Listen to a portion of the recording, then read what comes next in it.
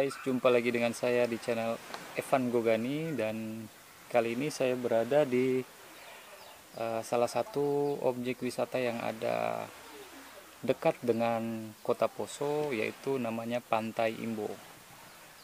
Jadi guys, di sini sangat rekomendasi sekali untuk teman-teman yang berada di seputaran kota Poso untuk menghabiskan waktu libur mungkin ya, atau sekedar santai-santai untuk menikmati pemandangan, atau juga untuk mandi-mandi.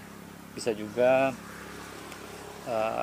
teman-teman di sini bisa juga pesan minum atau makanan, karena tempat ini ada cafe di belakang saya sana.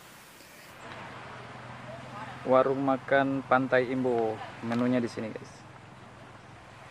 Oke, bisa pesan minuman juga.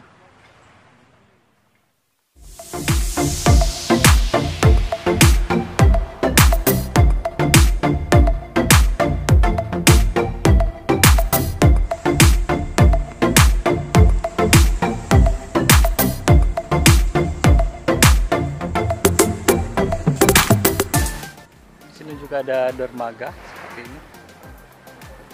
Cuman sayang sekali sudah kurang terawat.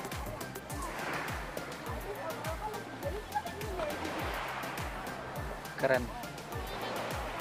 Sini banyak yang datang mandi-mandi.